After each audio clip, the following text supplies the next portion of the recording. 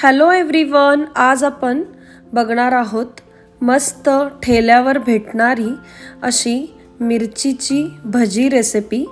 तर ही मिरचीची भजी खूप स्वादिष्ट होते। तर ही बनविण्यासाठी सगळ्यात आधी इथे मी अशा ज्या मोठ्या मिरच्या भेटतात ज्या खूप कमी तिखट असतात, तिखटच नसतात बिलकुल, आणि त्या घ्यायच्या आहेत। मी आधी स्वच्छ धुतल्या होत्या। मिरच्यांना मध्ये अशी एक चीर द्यायची आहे, बघू शकता अशा पद्धतीने। चीर दिल्यानंतर वरचं जे डेट आहे ते काढून घ्यायचं आहे आणि त्याचे आपल्याला असे काप करून घ्यायचे आहेत। एकदा का हे सगळे काप करून झाले की आपल्याला ह्या मिरच्यांमध्ये थोडंसं मीठ भरायचं आहे, बघू शकता अशा पद्धतीने याच्यामध्ये आपल्याला मीठ घालायचं आहे।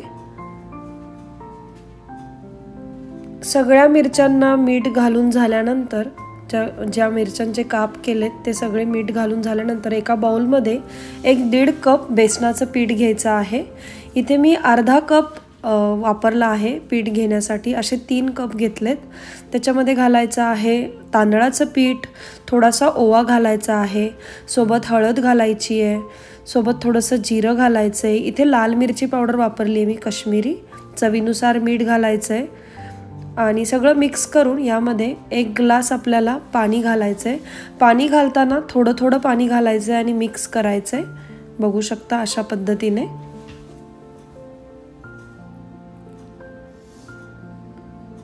हे बॅटर आता आपलं छान मिक्स झालं आहे। आपल्याला याची कन्सिस्टन्सी अशी हवी आहे। या मिक्स झालेल्या बॅटरमध्ये आता आपल्याला इथे मी लिक्विड प्लेन सोडा वापरला आहे। तुम्ही याच्या जागी जो आपला खायचा सोडा असतो तो देखील वापरू शकता। आणि परत एकदा छान मिक्स करायचे आहे आणि जे आपण क्यूब्स करून घेतले होते हिरव्या मिरचीचे ते सगळे क्यूब्स या बॅटरमध्ये घालायचे आहेत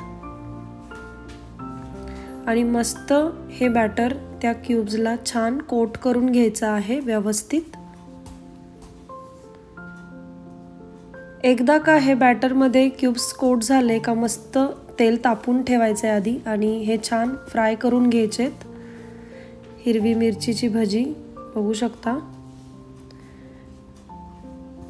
व्यवस्थित एका साइडने 5 ते 10 मिनिटांसाठी फ्राय करायची मीडियम फ्लेमवर आणि मग त्याला चमच्याच्या साहाय्याने असं मोकळं करायचं आहे आणि आपली भजी झाली आहे।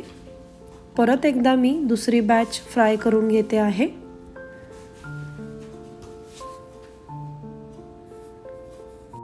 ही भजी इतकी सुंदर लागते ना, तुमच्या घरात 100% सगळ्यांना आवडेल। आणि बघू शकता मी आपली जी सेकंड बॅच आहे ती देखील मस्त तळून घेतली आहे। ही भजी तळताना फ्लेम मीडियमच ठेवायची, अगदी फास्ट किंवा अगदी लो नाही करायची, कारण की ही भजीचं जे मिरची असते जी वापरली आपण त्याचं थोडंसं जे कवर असतं ते थोडं जाड असतं, त्यामुळे ते शिजायला थोडा वेळ लागतो, म्हणून मीडियम फ्लेमवर छान शिजवून घ्यायची। बघू शकता आपली आता सगळी भजी छान शिजून झाली आहे, मस्त फ्राय करून झाली आहे। वरून मी इथे ऑप्शनल आहे तंदुरी मसाला घातलाय आणि थोडंसं काळं मीठ घातलंय।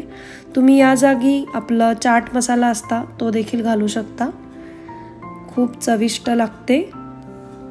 आणि मस्त कांदा आणि लिंबू बरोबर ही भजी सर्व करायची। आम्ही हैदराबादमध्ये असताना तिथे स्ट्रीटवर ठेल्यावरती ही भजी खूप भेटायची, खूप भारी लागायची।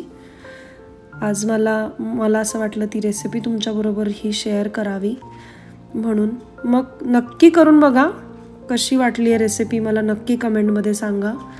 जास्तीत जास्त शेअर करा, लाईक करा आणि नक्की सबस्क्राईब करा। Thank you for watching.